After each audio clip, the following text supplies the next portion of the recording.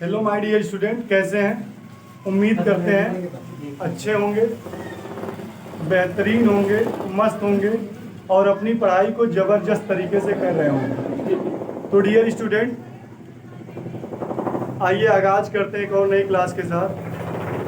तो जैसा कि इंटरमीडिएट फिजिक्स पिछले क्लास में हमने इलेक्ट्रिक डायपोल और इलेक्ट्रिक डायपोल मोमेंट, वैद्युत द्विध्रुव तथा वैद्युत द्विध्रुव आघूर्ण का डिस्कस किया था।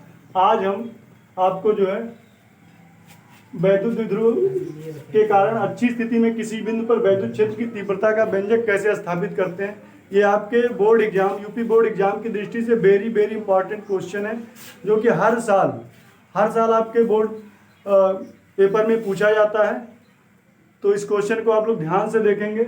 क्वेश्चन इस प्रकार से पेपर में आएगा। क्वेश्चन में कहेगा कि वैद्युत द्विध्रुव के कारण अच्छी स्थिति में किसी बिंदु पर वैद्युत क्षेत्र की तीव्रता का व्यंजक स्थापित कीजिए। वैद्युत द्विध्रुव के कारण अच्छी स्थिति में किसी बिंदु पर वैद्युत क्षेत्र की तीव्रता का व्यंजक स्थापित कीजिए। तो यहाँ पर ध्यान देंगे, तो यहाँ पर मान लेते हैं एक वैद्युत द्विध्रुव ए बी है। यहाँ पर हमने क्या किया, एक वैद्युत द्विध्रुव ए बी है जिसका मध्य बिंदु O है, और वैद्युत जो एक दूसरे से 2l दूरी पर रखे गए हैं। वैद्युत द्विध्रुव ए के सिरे पे -q आवेश रखा गया है और बी सिरे पर +q आवेश रखा गया है। और वैद्युत द्विध्रुव ए बी के मध्य बिंदु O से r दूरी पर एक पॉइंट P है। r पॉइंट पे एक P है और इसकी संगत तीव्रता E1 E2 है। तो हमको बिंदु P पर वैद्युत क्षेत्र की तीव्रता कैसे काउंट करेंगे, तो ये वाली दूरी ध्यान देंगे। बिंदु O से दूरी r दूरी पर एक पॉइंट P है, तो +q आवेश से P की दूरी, भाई यहाँ से यहाँ तक ये वाली जो दूरी होगी, ये वाली दूरी L हो जाएगी और ये वाली दूरी L हो जाएगी। तो L मिलके 2l। तो यहाँ पर अगर कह दूँ +q आवेश से P की दूरी कितनी होगी, तो r - L होगी। क्योंकि यहाँ से यहाँ तक की दूरी r है, तो ये वाली दूरी L है, तो ये घट जाएगी r - L, और -q आवेश से P की दूरी कितनी हो जाएगी, r + L। तो सबसे पहले हम इस फिगर के बारे में अपने लैंग्वेज में इसको लिखेंगे कि माना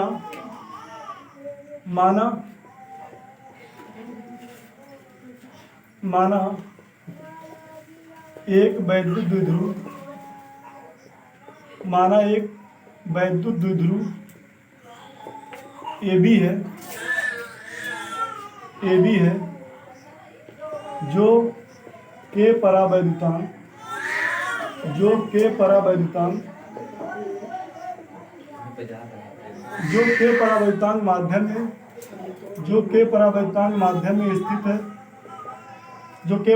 माध्यम में स्थित है, जिसके A सिरे पर -q आवेश, B सिरे पर +q आवेश है, जो एक दूसरे से 2l दूरी पर है। वैद्युत द्विध्रुव ए बी का मध्य बिंदु, वैद्युत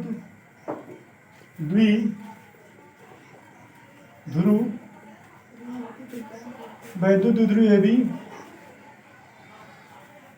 के मध्य बिंदु O से r दूरी पर एक बिंदु P है। एक बिंदु P है, जहाँ पर वैद्युत क्षेत्र की तीव्रता ज्ञात करनी। इसकी संगत तीव्रताएं E1 और E2। तब हम क्या करेंगे, हमने क्या इसके फिगर के बारे में लिखा, माना एक वैद्युत द्विध्रुव AB है जो K परावर्तनांक माध्यम में स्थित है, जिसके A सिरे पर -q आवेश है और B सिरे पर +q आवेश है, जो एक दूसरे से 2l दूरी पर स्थित है। वैद्युत द्विध्रुव AB के मध्य बिंदु O से r दूरी पर एक बिंदु P है, जहां पर पॉइंट P पर हमको वैद्युत क्षेत्र की तीव्रता निकालनी है और इसकी जो संगत तीव्रता है E1 E2 है। तब यहाँ से देख रहे हैं +q आवेश से P की दूरी कितनी होगी, r - l होगी, और -q आवेश से P की दूरी r + l होगी, क्योंकि यहाँ पर +q से यहाँ ये +q से O की दूरी l है, तो यहाँ से अगर दूरी काउंट करेंगे तो r में से l घट जाएगा, और -q से P की दूरी को काउंट करेंगे तो r + l हो जाएगा, l यहाँ से बढ़ जाएगा। तब हम क्या करेंगे, अतः +q आवेश के कारण बिंदु P पर वैद्युत क्षेत्र की तीव्रता, +q आवेश के कारण बिंदु P पर वैद्युत क्षेत्र की तीव्रता होगी E = 1/4πε0। चूंकि हम जानते हैं किसी बिंदु आवेश के कारण किसी बिंदु पर वैद्युत क्षेत्र की तीव्रता का जो व्यंजक होता है E = 1/4πε0 q/r होता है, जहाँ पर r दूरी पर पॉइंट P था, लेकिन यहाँ पर r - l है, तो किसी बिंदु आवेश के कारण किसी बिंदु पर वैद्युत क्षेत्र की तीव्रता का जो व्यंजक ये हमको मिला था E = 1/4πε0 q/r। तो यहाँ से हम क्या करेंगे, +q आवेश के कारण बिंदु P पर वैद्युत क्षेत्र की तीव्रता निकालेंगे, तो इसका क्या आएगा, E = 1/4πε0 के q/, अब +q से P की दूरी कितनी है, r - l। अब यहाँ से +q से देखेंगे तो इसका जो डायरेक्शन है वो E1, इसका डायरेक्शन भी हमको दिखाना होगा AP की दिशा में, AP की दिशा में। अब इसी तरीके से -q आवेश के कारण बिंदु P पर जो वैद्युत क्षेत्र की तीव्रता है इसको हमने मान लिया E1, इसको E2 बराबर क्या आएगा, 1/4πε0 के q/r + l, क्योंकि -q आवेश से P की दूरी कितनी होगी, r + l होगी। -q आवेश से P की दूरी कितनी है, r + l। अब यहाँ से तो यहाँ -q है तो -q आएगा, लेकिन हम इसका डायरेक्शन चेंज कर देंगे, तो ये इसका डायरेक्शन ये PB की दिशा में कर देंगे, तो ये क्या हो जाएगा, प्लस में होगा, तो PB यहाँ पे इसका डायरेक्शन तो दिखा देंगे PB की दिशा, क्योंकि वैद्युत क्षेत्र की तीव्रता एक प्रकार से सदिश राशि है। तो E1 और E2 का मान निकल गया है। तो यहाँ पर देख रहे हैं E1 और E2 का जो डायरेक्शन है ये विपरीत दिशा में है, तो इसकी जो संगत तीव्रताएं होगी, इसका जो रिजल्टेंट इंटेंसिटी होगी वो क्या होगा, एक दूसरे में मतलब घट जाएगा। तो यहाँ से अतः बिंदु P पर परिणामी वैद्युत क्षेत्र की तीव्रता E = E1 - E2, E = E1 - E2, क्योंकि E1 का मान ज़्यादा है, E2 का मान कम है, क्योंकि r - l से q में भाग दिया जा रहा है, r + l से q में भाग दिया जा रहा है। तो चूंकि E1 का मान E1 > E2, तो यहाँ से E1 की वैल्यू हम रख देंगे, E1 का मान है 1/4πε0 q/r - l है, और -E2 का मान है 1/4πε0 q/r + l, q/r + l है। तो यहाँ पर हमने देखिए किसी बिंदु आवेश के कारण किसी बिंदु पर वैद्युत क्षेत्र की तीव्रता का व्यंजक किया नहीं, E = 1/4πε0 q/r² होता है, तो इसको हम क्या करेंगे, स्क्वायर यहाँ पे लगा देंगे, गलती हो रही थी, यहाँ पे r + l का होल स्क्वायर हो जाएगा। तो यहाँ से r - l का होल स्क्वायर और r + l का होल स्क्वायर। अब हम इसको सॉल्व करेंगे तो जो आएगा वो परिणामी वैद्युत क्षेत्र की तीव्रता आएगी, तो 1/4πε0 के यहाँ k रहता है जिसको परावर्तन का काम करता है। तो ये कॉमन ले लेंगे, अगर क्यू भी कॉमन है तो क्यू कॉमन लिए, तो यहाँ पर बचेगा क्या, 1/r माइनस एल का whole square. 1/r minus L का होल स्क्वायर, यहाँ माइनस 1/r प्लस एल का whole square, 1/r plus L का होल स्क्वायर। अब हम इसको क्या करेंगे, इसको आप लोग स्क्रीनशॉट ले लीजिए। तो अब हम इसको क्या करेंगे, यहाँ से इसको हल करेंगे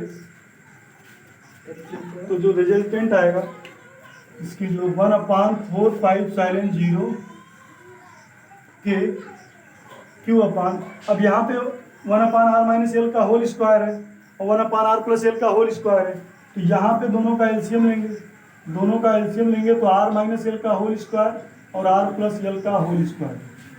अब इसका एलसीएम लेंगे तो r प्लस एल का होल स्क्वायर का गुणा इसमें 1 में होगा, तो ये r प्लस एल का होल स्क्वायर यहाँ आ जाएगा, r प्लस एल का होल स्क्वायर, और यहाँ पे माइनस लगा के r माइनस एल का होल स्क्वायर का गुणा करेंगे तो r माइनस एल का होल स्क्वायर यहाँ आ जाएगा। तो 1/4π0 के क्यू, अब यहाँ पर a प्लस बी का होल स्क्वायर जानते हैं, a square plus B square plus 2ab होता है, तो a square plus B square plus 2ab 2lr और माइनस a माइनस बी का होल स्क्वायर होता है a square plus B square minus 2ab। अब यहाँ से जैसे माइनस को हटाएंगे, ब्रैकेट हटाएंगे तो ये माइनस अंदर जाएगा, तो जो प्लस है वो माइनस हो जाएगा, तो ये माइनस है ये माइनस हो जाएगा और ये भी माइनस हो जाएगा, तो ये प्लस हो जाएगा। और यहाँ पर देख लीजिए, इस पर भी स्क्वायर इस पर भी स्क्वायर, तो इसको हम इस तरीके से लिख सकते हैं r minus L r plus L, पूरे पर स्क्वायर लगा देंगे। अब यहाँ से देख लीजिए r square plus L square, यहाँ से प्लस माइनस में होकर कैंसिल आउट हो जाएगा, तो 1/4π0 के क्यू 2lr तो 2lr मिलके 4lr हो जाएगा। अब यहाँ a minus B a plus B, a minus B a plus B, a square minus B square होता है, a square minus B square होगा, पूरा स्क्वायर हम यहाँ पे लगा देंगे। अब हम क्या करेंगे, चूंकि यहाँ पर देखेंगे कि r का मान भाई r को देखेंगे और l को देखेंगे, तो r का मान भाई ज़्यादा है l की तुलना में, या तो कह सकते हैं l का मान कम है r की तुलना में, तो l स्क्वायर का मान r स्क्वायर की तुलना में बहुत ही कम होगा, क्योंकि बड़ी संख्या का वर्ग करते हैं, जैसे मान लिया 5 का वर्ग करें तो 25 हो जाएगा, और 0.5 का वर्ग करेंगे तो 0.25 आ जाएगा, क्योंकि बड़ी संख्या का वर्ग करेंगे तो वो उतनी ही बड़ी हो जाती है, और छोटी संख्या का वर्ग करते हैं तो वो उतनी ही छोटी हो जाती है। इसलिए चूंकि l जो है छोटा है r से, l क्या है, छोटा है r से, तो l स्क्वायर की जो वैल्यू होगी वो r स्क्वायर की तुलना में बहुत कम होगी। तो यहाँ पर आपको लिख देना होगा, चूंकि l का मान r की तुलना में बहुत कम है, चूंकि l का मान r की तुलना में बहुत कम है, अतः l स्क्वायर का मान r स्क्वायर की तुलना में बहुत ही कम होगा, इसलिए हम l स्क्वायर को निगलेक्ट कर देंगे, l स्क्वायर को शून्य मान लेंगे, नगण्य मान लेंगे। तो यहाँ से क्या आ जाएगा, 1/4π0 क्यू 4lr बटे r square minus L square के स्थान पे 0 कर देंगे, पूरे का स्क्वायर कर देंगे, तो यहाँ से हमको मिलेगा 1/4π0 के क्यू 4lr। अब यहाँ पे r square minus 0, r square बचा, r स्क्वायर पे स्क्वायर लगा तो r पावर 4 हो जाएगा। अब r पावर 4 और यहाँ पर r मिलके यहाँ से काट देंगे तो यहाँ से r कट जाएगा, तो यहाँ r क्यूब बचेगा। अब यहाँ से क्या मिल रहा है,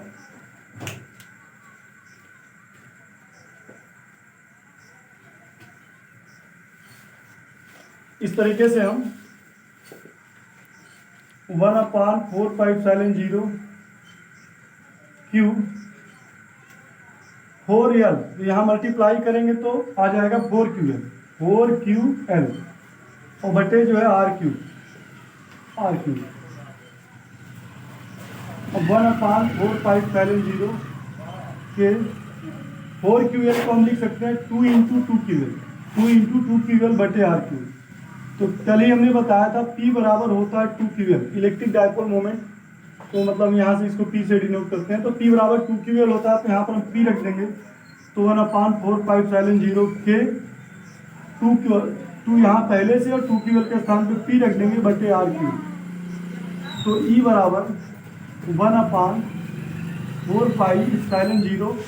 अब जहाँ पर k की वैल्यू हमेशा 1 मानेंगे तो 2p बटे r क्यूब, ये इस क्वेश्चन का राइट होगा।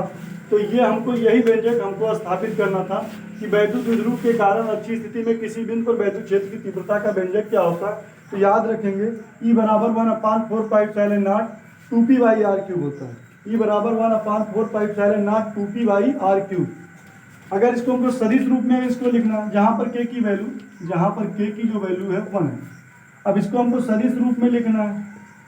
सदिश रूप में अगर लिखेंगे तो E बराबर 1/4 पाई एप्सिलॉन नॉट, E बराबर 1/4 पाई एप्सिलॉन नॉट, E बराबर 1/4 pi epsilon not 2p by r cube, 2p by r cube. r एक प्रकार की डिस्टेंस है भाई, अदिश राशि है। वैद्युत क्षेत्र की तीव्रता सदिश राशि, तो इस पर वेक्टर लगा देंगे। p इलेक्ट्रिक डायपोल मोमेंट, वैद्युत द्विध्रुव आघूर्ण, ये सदिश राशि है, तो इस पर वेक्टर लगा देंगे। तो सदिश रूप में अगर इसको हमको लिखना है, सदिश रूप में, तो हम इस तरीके से इसको लिखेंगे। सदिश रूप में अगर हम लिखेंगे तो हमेशा याद रखेंगे कि वैद्युत द्विध्रुव के कारण अच्छी स्थिति में किसी बिंदु पर वैद्युत क्षेत्र की तीव्रता का व्यंजक स्थापित किया जाएगा। तो ये फार्मूला मिलेगा। तो इसको आप लोग याद रखेंगे। E बराबर क्या होता है 1/4 pi epsilon not 2p by r cube. जहाँ एप्सिलॉन 0 क्या है, एप्सिलॉन नॉट क्या है, निर्वात की वैद्युतशीलता है। निर्वात की वैद्युतशीलता है, निर्वात की वैद्युतशीलता। इसकी वैल्यू होती है 8.85 10⁻⁻12। तो माय डियर स्टूडेंट, अगर ये वीडियो आपको अच्छा लगा हो तो इस वीडियो को लाइक, सब्सक्राइब और कमेंट जरूर करें। अगर इससे संबंधित आपको कोई भी प्रॉब्लम आ रही है तो हमारे कमेंट बॉक्स में कमेंट को टाइप करके हमें सूचित कर सकते हैं और हम आपकी समस्या का निदान करने का प्रयास करेंगे। Thanks for watching video. Side कर क्या मिनट का हो गया।